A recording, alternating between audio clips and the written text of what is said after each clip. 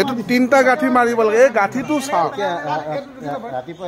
এই গাঁঠিটো চাওক, হেতু হৈ আছে এতিয়া গাঁঠিটো ক'ত আছে? এইটো গাঁঠিটো চাওক, গাঁঠিটো কি গাঁঠি মাৰিছে? নহয় তাত গাঁঠিটো ঢুকি পালে কেনেকে? নহয় আৰু গাঁঠিটো তেনেকুৱা মাৰে নেকি চাওক। নমস্কাৰ, স্বাগতম জনাইছোঁ আইডি নিউজ আছামলৈ। আৰু আজি সময়ত সমগ্ৰ দেশৰ লগতে সমগ্ৰ ৰাজ্যত ৭৪ সংখ্যক গণৰাজ্য দিৱস উদযাপন কৰিছে, এক উলহ মালহেৰে উদযাপন কৰিছে। সেই সময়তে মৰিগাঁও জিলাৰ মিকিৰভেটাত এক বিশেষ দৃশ্য দেখিবলৈ পোৱা গৈছে, যাৰ বাবে ইতিমধ্যেই স্থানীয় যিসকল আচলতে সচেতন ব্যক্তি তেওঁলোক ওলাই আহিবলগীয়া হৈছে। প্ৰথমে মই দেখুৱাই লৈছোঁ এই দৃশ্যটো ভালদৰে মন কৰক। নাপায় নহয়, তেওঁলোকে কি ৰছীডালৰো মানুহ নহয় নেকি? ইমান টকা দৰমহা এটা পাই থাকে।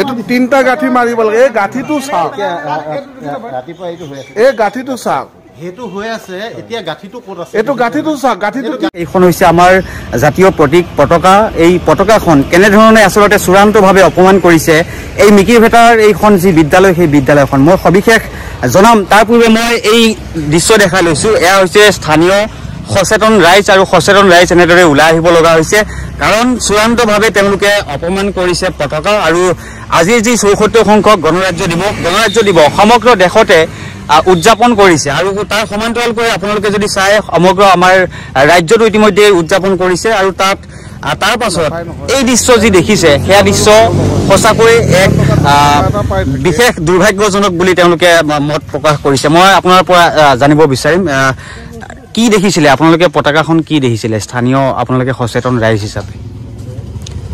আমি আচলতে আজি গণৰাজ্য দিৱসৰ মিকিৰভেটা শংকৰদেৱ নিকেতনত তাৰমানে পতাকা উত্তোলন কৰি আহি পেলাই ইয়াত আমি প্ৰত্যক্ষ কৰিলোঁ যে এখন অৰ্ধনিৰ্মিত হৈ আছে।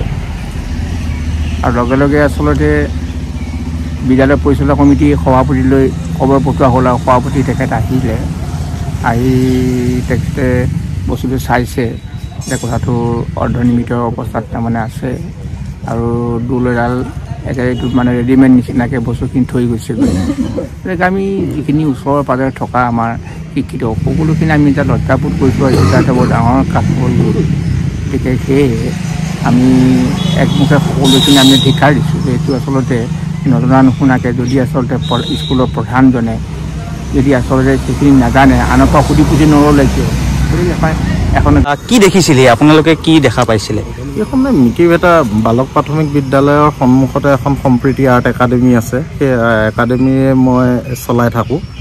আজি পুৱা ভাগত একাডেমিত আমি যেতিয়া ৰাষ্ট্ৰীয় পতাকাক সন্মান জনাই আমি পতাকাখন উত্তোলন কৰিলোঁ, তাতে যথেষ্ট সংখ্যক আমাৰ সচেতন ব্যক্তি উপস্থিত আছিলে পতাকা তুলি। তেনেকুৱাতে আমাৰ সচেতন ব্যক্তিসকলৰ দৃষ্টিগোচৰ হ'ল যে সন্মুখৰ যিখনতে এই বিদ্যালয়খন বালক প্ৰাথমিক বিদ্যালয়খনৰ যিটো ৰাষ্ট্ৰীয় পতাকাখন লাহে লাহে তললৈ আহি আছে। আমি দেখা পাইছোঁ যে সেইখন প্ৰায় অৰ্ধনমিত হৈ গ'ল, অৰ্ধনমিততকৈও অলপ তললৈ গ'ল, মানে মাটিত ঠিক লগা নাই, অলপ তেনেকুৱা ধৰণৰ হৈছে। গতিকে আমি এই ক্ষেত্ৰত লগে লগে গেট বন্ধ আছিলে, আমি লগে লগে তেওঁ শিক্ষকক আমি যোগাযোগ কৰিলোঁ। যোগাযোগ কৰাৰ পিছত কোনোবা ব্যক্তি এজন আহিলে, কিন্তু তেওঁ এইখন স্কুলৰ শিক্ষক নোহোৱাৰ পিছত আমি স্থানীয় যিজন আমাৰ পৰিচালনা সমিতিৰ সভাপতি তেখেতকো খবৰ দিলোঁ। আচলতে তেখেতে পতাকা উত্তোলনৰ সময়ত উপস্থিত নাছিল, তেখেতে এই বিষয়ে বিশেষ আমাক অৱগত কৰিব নোৱাৰিলে।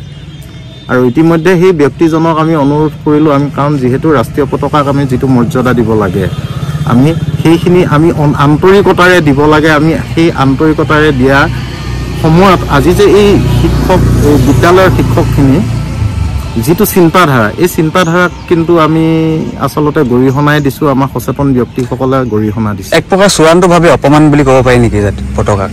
আচলতে চূড়ান্তভাৱে অপমানে কৰিছে যে আমাৰ এই অঞ্চলৰ যিসকল সচেতন ব্যক্তি আজি ইয়াত যদি উপস্থিত নহ'লোহেঁতেন, আচলতে এইটো অতি বেয়া কথা হ'লেহেঁতেন। আমি এই ক্ষেত্ৰত বিশেষ হেৰি নহয়, কিন্তু আমাৰ দেশৰ প্ৰতি থকা ভক্তিভাৱটো আজি সচেতন ব্যক্তিসকলে ওলাই আহি পেলাই নিজৰ অনুষ্ঠান বুলি এইখিনি ব্যৱস্থা কৰি আমি পুনৰ সন্মান জনাবলৈ বাধ্য হৈছোঁ। নিশ্চয় নিশ্চয়। মই এইখন বিদ্যালয় দেখাইছোঁ, এইখনে বিদ্যালয়, যিখন বিদ্যালয়ত আচলতে এইখন যি পতাকা, সেই পতাকা উন্মোচন কৰা হৈছিল। আৰু উন্মোচন কৰাৰ পাছত যিখন পতাকা খুব এক তল পায়হি আৰু তললৈ যি আহে খুব এটা বিদ্যালয়ৰ কৰ্তৃপক্ষৰ গাফিলতি বুলি স্থানীয় ৰাইজে ইতিমধ্যে প্ৰকাশ কৰিছে আৰু মিকিৰভেটা বালক প্ৰাথমিক বিদ্যালয় এইখন আচলতে 1889 চনতে স্থাপিত হৈছিল আৰু তাৰ পাছৰে পৰা এইখন বিদ্যালয় এনেদৰে চলি আহিছিল আৰু যিসকল সচেতন ৰাইজে ইতিমধ্যে তেওঁলোকে ক'ব বিচাৰিছে যে এয়া এক চূড়ান্তভাৱে যি আমাৰ পতাকা সেয়া পতাকাক অপমান কৰিছে যি মিকিৰভেটা বালক প্ৰাথমিক বিদ্যালয়ৰ প্ৰধান শিক্ষকে আৰু স্থানীয় ৰাইজৰ তৎপৰতাত ইতিমধ্যে যিখন পতাকা সেই পতাকাখন পুনৰ ইতিমধ্যে উন্মোচন কৰা হৈছে।